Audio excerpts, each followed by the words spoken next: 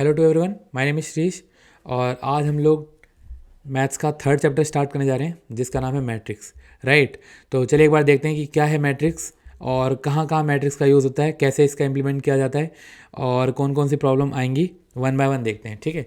तो सबसे पहले व्हाट इज़ मैट्रिक्स। राइट, तो व्हाट इज़ मैट्रिक्स में जैसा कि मैंने आपको बताया कि ये एक तरह से मैथमेटिक्स में मैट्रिक्स को एज अ टूल यूज़ किया जाता है ना। कैसे टूल की तरह यूज़ करते हैं और कहाँ कहाँ टूल की तरह यूज़ करते हैं वो हम अभी आगे देखेंगे। बट अगर कोई पूछे कि व्हाट इज़ मैट्रिक्स, तो matrix is the tool in mathematics, right, which can help us to reduce the problem, reduce the basically complexity of problem in the sense कि जैसे कोई चीज़ बहुत कॉम्प्लेक्स तरीके से सॉल्व हो रही होगी, reduce the complexity of problems complexity of the solvings, है ना, complexity of the problem at great extent, right।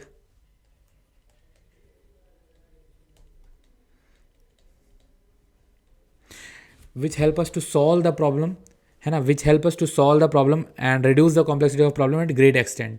तो मैट्रिक्स क्या करती है, मैट्रिक्स हम एक तरह से टूल की तरह यूज़ करते हैं।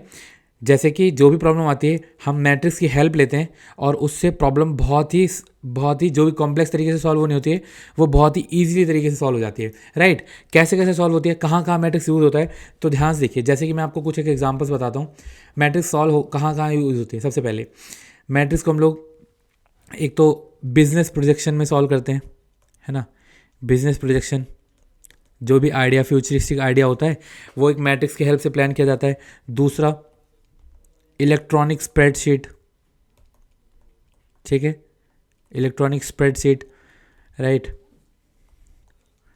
और widely used in computer science, right, in ऐसा लिखूंगा कंप्यूटर फील्ड, ठीक है। And third one is sales projection, है ना, सेल्स की प्रोजेक्शंस में यूज़ की जाती हैं। और कहाँ यूज़ होती है, मैट्रिक्स, देखो ध्यान से। बेसिकली अभी जब हम लोग पढ़ेंगे ना तब आपको आइडिया लग जाएगा कि हम मैट्रिक्स यूज़ कहाँ से कर सकते हैं। अभी तो सिर्फ मैं आपको बता रहा हूँ। जैसे कि और हम लोग कहाँ यूज़ कर सकते हैं, क्रिप्टोग्राफी में मैथ्स यूज़ होती है ना, क्रिप्टोग्राफी में यूज़ कर सकते हो आप मैथ्स। एंड मैथ्स के हेल्प से मैट्रिक्स यूज़ होती है, राइट। एंड और सिर्फ इतना ही नहीं, अगर मैं बताऊं आपको, ये तो सिर्फ मैथ्स की और कुछ ऐसी फील्ड हो गई बिजनेस वाली, जेनेटिक्स में भी यूज़ होती है, जेनेटिक्स में यूज़ होती है और फिजियोलॉजी में यूज़ होती है, राइट। एक तरह से अगर बात की जाए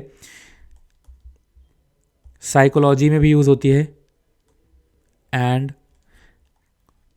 फिजियोलॉजी में भी यूज़ होती है, ठीक है।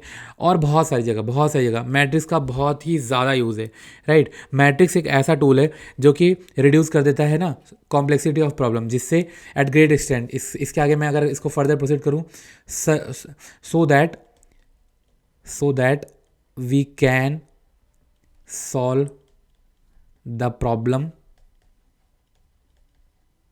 ईजीली, राइट, ईजीली, बहुत ही आराम से हम प्रॉब्लम को सॉल्व कर सकते हैं। मैट्रिक्स क्या करता है, मैट्रिक्स एक तरह से टूल है जो कि हेल्प करता है प्रॉब्लम की कॉम्प्लेक्सिटी को रिड्यूस करने में एक at great extent, such that हम उनको ईजिली सॉल्व कर सकें। कहाँ कहाँ यूज़ होता है, बिजनेस प्रोजेक्शन हो गया, इलेक्ट्रॉनिक स्प्रेडशीट हो गया, कंप्यूटर फील्ड में बहुत सारी जगह पे, सेल्स प्रोजेक्शन हो गया, क्रिप्टोग्राफी हो गया, जेनेटिक्स में हो गया, साइकोलॉजी में भी यूज़ होता है और फिजियोलॉजी में भी कहीं कहीं यूज़ होता है। एंड इनफैक्ट कई जगह पे कॉस्ट एस्टिमेशन में भी यूज़ किया जाता है, कॉस्ट एस्टिमेशन में, है ना, बहुत आराम से। बेसिकली बहुत आराम से आप लोग कॉस्ट एस्टिमेशन में भी इसका यूज़ कर सकते हो, ठीक है। एंड और कुछ एग्जांपल्स तो बहुत ही कॉमन है, जैसे कि मैथ्स में जब भी हम लोग आगे देखेंगे कोऑर्डिनेट ज्योमेट्री के पॉइंट्स हैं और उसको भी हम लोग मैट्रिक्स में बहुत आराम से मैट्रिक्स का यूज़ करके प्रॉब्लम को सॉल्व कर सकते हैं। लाइन ऑफ इक्वेशन वगैरह हैं, जो भी आपने 11th क्लास में पढ़ा था, line of equation, coordinate geometry, उसके बहुत सारे प्रॉब्लम मैट्रिक्स का यूज़ होकर सॉल्व हो जाते हैं ईजिली, ठीक है। और एक डेटा को ऑर्गेनाइज करने का भी एक तरीका है। एक बार आगे बढ़ते हैं तो ध्यान से देखो, जैसे कि अब मैं आपको बताता हूँ कि मैट्रिक्स के बारे में कैसे कैसे क्या है मैट्रिक्स। अब तक तो मैंने बता दिया कि कहाँ कहाँ यूज़ होगा, एक बेसिक आइडिया दिया कि एक टूल है, वो टूल कैसे काम करता है, ये बताया कि कहाँ यूज़ होता है। ठीक है, अब एक बार टूल के बारे में भी जान लेते हैं कि क्या है टूल। तो जैसे मुझे एक इन्फॉर्मेशन स्टोर करानी है, कैसी इन्फॉर्मेशन है देखो एक बार, मुझे यहाँ पे नंबर ऑफ बुक्स स्टोर करानी है, number of books and name of student. ठीक है, बहुत कॉमन एग्जांपल, बहुत ही कॉमन एग्जांपल, एनसीईआरटी में भी ऐसा ही सिमिलर एग्जांपल दिया हुआ है। जैसे देखो, मतलब स्टूडेंट है मेरे पास कुछ रजत, एक रजत नाम का स्टूडेंट है, राइट, और एक सोनिका नाम की स्टूडेंट है एंड एक सोनू नाम का स्टूडेंट है। ठीक है, रजत के पास कुछ 15 के अराउंड बुक्स हैं, सोनिका के पास 20 के अराउंड बुक्स हैं एंड सोनू के पास 30 के अराउंड बुक्स हैं, राइट, नंबर ऑफ बुक्स हैं, यहाँ मैं ऐसे लिख देता हूँ बुक्स।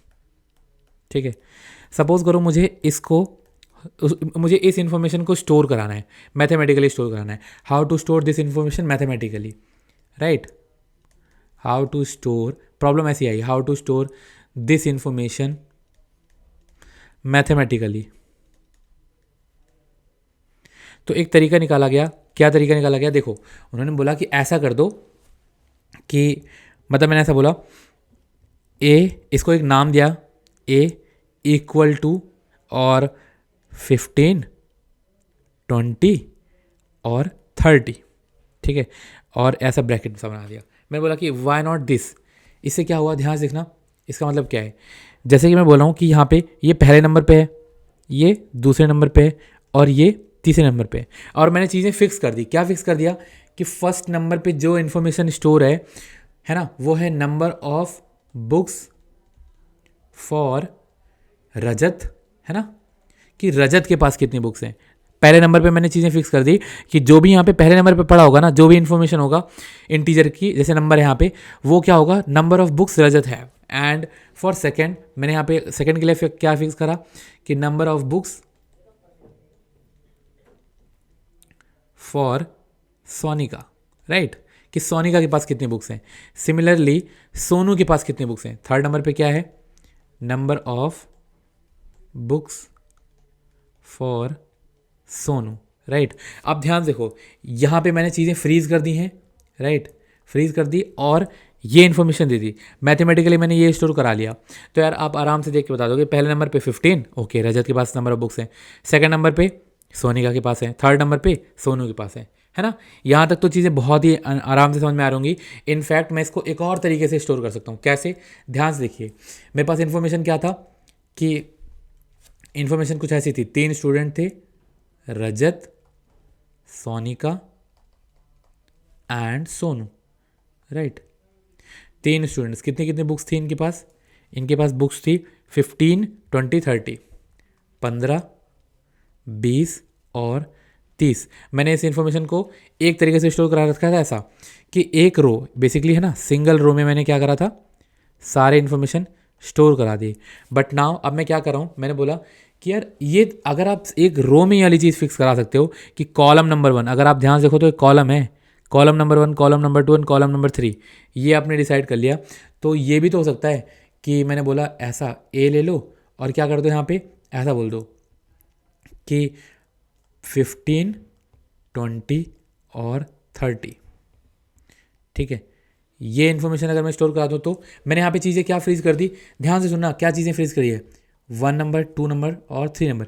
ये रो नंबर है कि 1, ऐसा लिखता हूँ यहाँ पे देखो, first row is for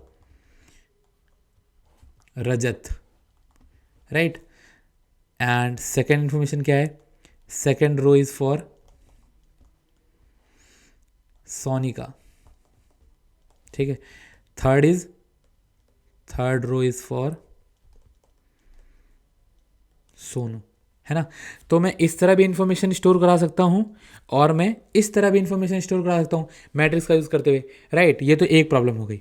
now second thing, suppose मुझे व्हाट इफ अगर ये डेटा स्टोर करना होता, क्या कि मैंने बोला वही 3 लोग, रजत, सोनिका एंड सोनू, ठीक है, और यहाँ पे क्या है, मैंने बोला अभी इनके पास बुक्स हैं और नंबर ऑफ पेन्स हैं,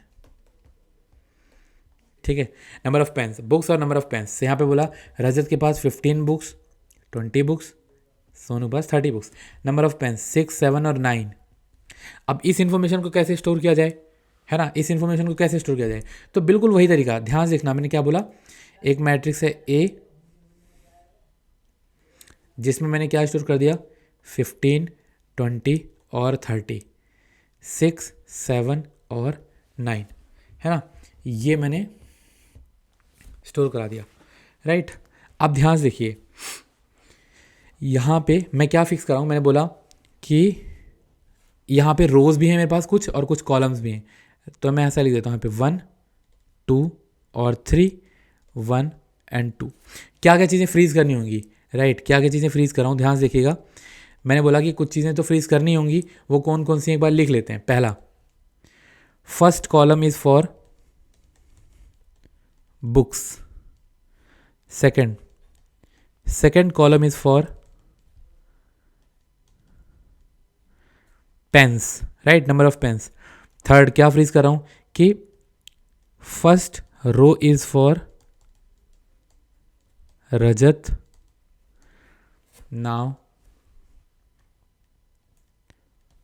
फोर्थ पॉइंट क्या है, second row is for Sonika, and fifth point is third row is for Sonu, ठीक है। आप ध्यान से देखिए, आप इन पॉइंट्स को देखिए, पहला कॉलम क्या है, पहला कॉलम बुक्स के लिए, यहाँ पे बुक्स हैं, ठीक है। दूसरा कॉलम क्या बोल रहा है, पेन्स के लिए, यहाँ पे नंबर ऑफ पेन्स है, ठीक है। और फर्स्ट रो इज़ फॉर रजत, ये डेटा पूरा रजत के लिए है ना। सेकंड इज़ फॉर सोनिका, ये सोनिका के लिए है, right. Third is for Sonu, ये सोनू के लिए। तो मैं इस डेटा को मैथमेटिकली स्टोर कर सकता हूँ ना, कैसे स्टोर करूँगा, मैट्रिक्स की फॉर्म में, राइट। मतलब मैं ये चीज़ें फ्रीज कर दूंगा और ये डेटा मैट्रिक्स की फॉर्म में स्टोर कर लूँगा। अब आप देख रहे हो बार बार मैं ऐसा स्क्वायर जैसा एक डब्बा सा बना रहा हूँ, है ना। बेसिकली एक यहाँ पे भी ऐसा मैंने बनाया और यहाँ पे भी मैंने ऐसा बना दिया और यहाँ भी बना दिया। तो ध्यान से देखना, मैट्रिक्स को ना क्या करते हैं, हमेशा कैपिटल लेटर से डिनोट करते हैं। Matrix is denoted by a capital letter, right. ये इसका एक स्टैंडर्ड तरीका है। हालांकि कुछ स्टूडेंट्स क्या करते हैं, मतलब मैंने देखा है ऐसा बना देंगे, ये लो बना दिया, ऐसा बना दिया, या फिर ऐसा बना दिया। नहीं, ऐसा बनाना गलत है, ठीक है। एक्चुअली में ना, अगर आपकी लाइन स्ट्रेट है तो you are not basically solving matrix. अगर आपने ऐसी लाइन बना दी ना, तो सीबीएसई के पॉइंट ऑफ व्यू, हालांकि हम सॉल्व करने के पर्सपेक्टिव से तो कैसा भी सॉल्व कर दें, कोई दिक्कत नहीं है, चलेगा, हमारा आंसर भी सही आ जाएगा। बट सीबीएसई में एक स्टैंडर्ड फॉलो होना होता है। इनफैक्ट सीबीएसई में नहीं, मैथ्स में एक स्टैंडर्ड फॉलो होता है। सीबीएसई तो उस स्टैंडर्ड पे चल रही है, या फिर कोई भी बोर्ड उस स्टैंडर्ड पे चल रहा है, बट एक मैथ्स में स्टैंडर्ड फॉलो किया गया। क्या, जैसे कि देखो, स्टैंडर्ड की मैं बात करता हूँ, अगर मैं स्टैंडर्ड की बात करूँ, एक बार के लिए ट्रिग्नोमेट्री याद करो, है ना, ट्रिग्नोमेट्री याद करो। आपने किसी बुक में ऐसा देखा है, टैन थीटा? नहीं देखा होगा, नहीं देखा होगा, बिकॉज ऐसे गलत है, टैन का टी कैपिटल हो ही नहीं सकता। स्टैंडर्ड क्या कहता है, स्टैंडर्ड बोलता है कि टैन थीटा ऐसा होना चाहिए, टैन हमेशा ऐसा होना चाहिए। कभी देखा थीटा यूँ बनाओ, यूँ थीटा नहीं बनता, थीटा हमेशा यूँ बनेगा, एक स्टैंडर्ड तरीका है, टी हमेशा स्मॉल होगा, राइट। सेम उसी तरह मैट्रिक्स के लिए क्या स्टैंडर्ड है, मैट्रिक्स का एक तरीका है बनाने का। मैट्रिक्स में जो यहाँ पे ब्रैकेट्स बनाए जाते हैं वो कुछ इस तरह बनते हैं, ठीक है।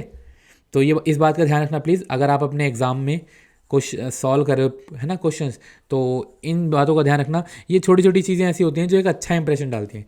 जैसे कि मैट्रिक्स अगर आप सॉल्व कर रहे हो, तो मैट्रिक्स का नाम हमेशा, name of matrix should be इन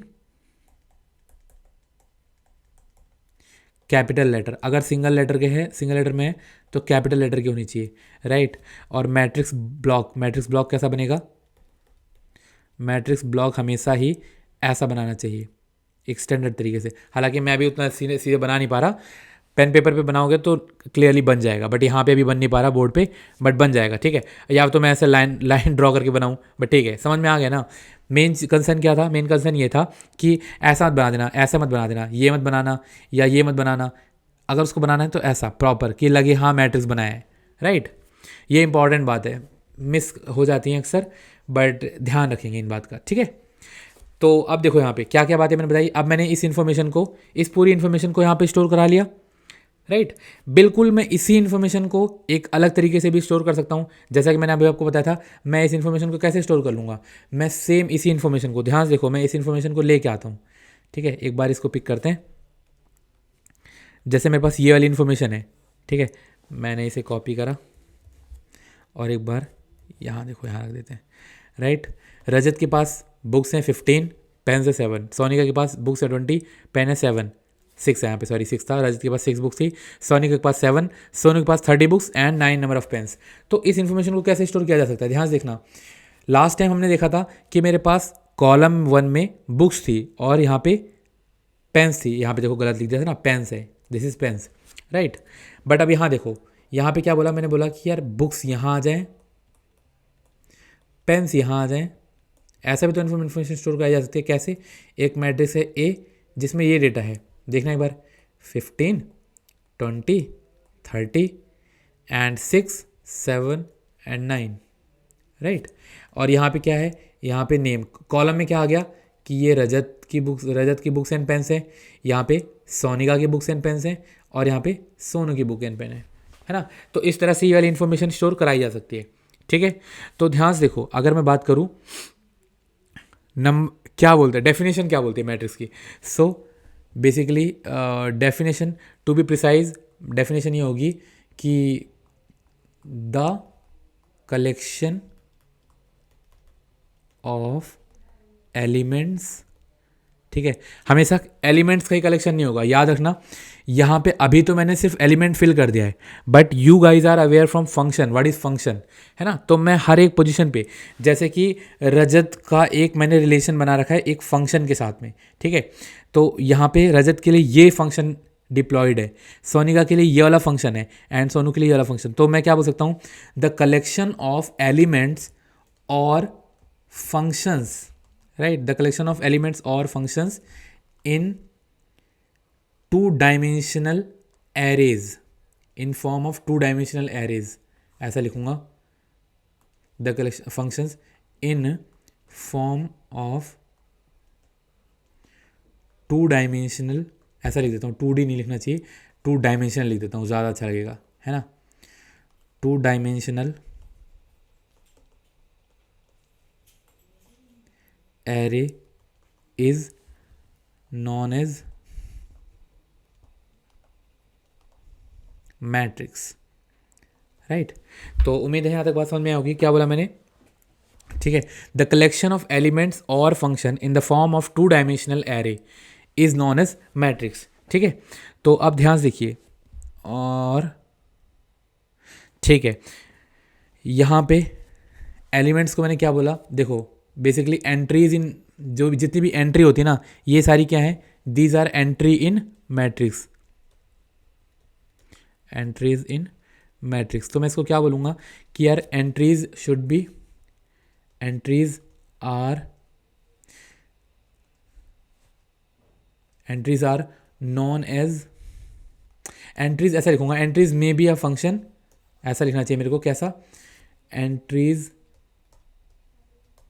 इन, यहाँ पे नोट बना के लिखता हूँ क्या, entries in matrix is may be a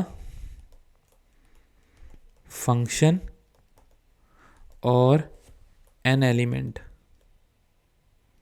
right. तो एंट्रीज फंक्शन भी हो सकती हैं और एक एलिमेंट भी हो सकता है, ठीक है। तो अब देखते हैं, आगे बढ़ते हैं, यहाँ तक हमने बात कर ली, हाँ जी। तो अब मैं आता हूँ ऑर्डर ऑफ द मैट्रिक्स पे, ठीक है। अब एकदम प्रिसाइज डिस्कशन करते हैं, प्रिसाइज डिस्कशन।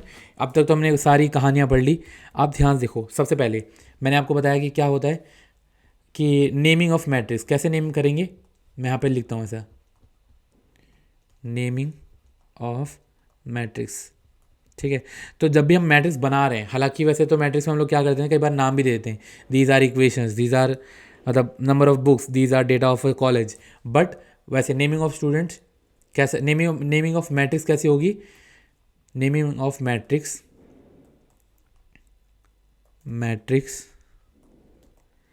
हैव, बेसिकली क्या लिख रहा हूँ मैं, मैट्रिक्स हैव नहीं, यहाँ पे मुझे ऐसा लिखना चाहिए कि capital letter, capital letter, and second thing जो ध्यान में रखने वाली बात है, standard box to represent the matrix. कैसा स्टैंडर्ड बॉक्स? बेसिकली ऐसा स्टैंडर्ड बॉक्स, ये चीज़ एकदम स्टैंडर्ड तरीके से, है ना। ऐसा नहीं कुछ भी नहीं, क्या क्या नहीं चलेगा, ये नहीं बनेगा, ये नहीं बनाना, ये नहीं बनाना, ये मत बनाना, ऐसा नहीं बनाना, ये दोनों तरीके नहीं, एकदम स्टैंडर्ड, ठीक है। अब यहाँ पे हमने बात करी नेमिंग ऑफ द मैट्रिक्स की, जैसे कि अब मैं कुछ एग्जांपल देता हूँ। ए इक्वल टू 10 7 2 3 4 1 7 6 3, ठीक है, मैंने ये इन्फॉर्मेशन दे दी। तो इसमें एक और चीज़ होती है कि ऑर्डर क्या है मैट्रिक्स का, right, order of the matrix. So order of the matrix are basically number of rows and columns in the matrix, number of rows and columns present in the matrix are known as order of the matrix। जैसे कि ध्यान से देखिए, जैसे मेरे पास ये एक matrix है A इक्वल टू ऐसा कुछ लिखा हुआ है ना, तो मैं क्या बोलूँगा, A इक्वल टू ऐसा मैट्रिक्स है और इसमें कितनी रोज और कॉलम्स है। इसमें काम करते हैं, इसको ना इक्वल नहीं रखते, ऐसा कर देता हूँ मैं यहाँ पे 4 1 7, राइट। तो इसके पास 3 रो है, रोज कितनी है, इसके पास 3 रोज हैं और कॉलम्स कितने हैं, ठीक है, 1 2 3 4 4। तो मैं कैसे रिप्रेजेंट करूँगा, बेसिकली मैं इसको ऐसा लिखूँगा, A equal to sir matrix और यहाँ पे कॉर्नर पे m cross n, right, which is where, ऐसे लिखूँगा वेयर m इक्वल टू 3 और n इक्वल टू 4। तो एग्जैक्टली लिखूँ तो ऐसा 10 3 7 7 4 6 2 1 3 4 1 7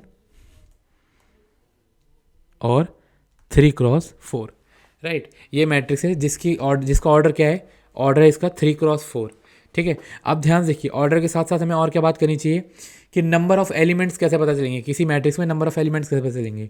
तो number of elements in matrix, right, कैसे पता चलेगा नंबर ऑफ मैट्रिक्स एलिमेंट्स। तो अगर ऑर्डर ऑफ मैट्रिक्स इज, देखो ध्यान से, ऐसा लिखता हूँ मैं, if order of matrix is m cross n, it means, ध्यान से देखिए, it means m is number of rose, right, and n is number of columns, ठीक है। अब अगर n number of rose, m number of रोज है, n number of columns है, तो टोटल एलिमेंट कितने हो जाएंगे, टोटल एलिमेंट बहुत ऑब्वियस है, कितने आएंगे, m क्रॉस n, राइट। तो अगर एक मैट्रिक्स है जिसका ऑर्डर m क्रॉस n है, तो नंबर ऑफ एलिमेंट्स कितने होंगे, m क्रॉस n, राइट। इस ऑर्डर को देखो, कई बार ना m क्रॉस n पढ़ते हैं, कई बार ऐसा ही पढ़ते हैं m बाय n मैट्रिक्स है। तो एक A मैट्रिक्स है, have order m by n and number of elements कितने हो जाएंगे, m क्रॉस n, ठीक है, product of m into n, ठीक है। तो आज की क्लास में इतना ही, मिलते हैं नेक्स्ट वीडियो में। तब तक के लिए हमने स्टार्ट तो कर दिया मैट्रिक्स, अब आगे बढ़ेंगे, तब तक यहाँ तक रिवाइज करिए, ठीक है। तब तक के लिए मिलते हैं नेक्स्ट वीडियो में, बाय बाय।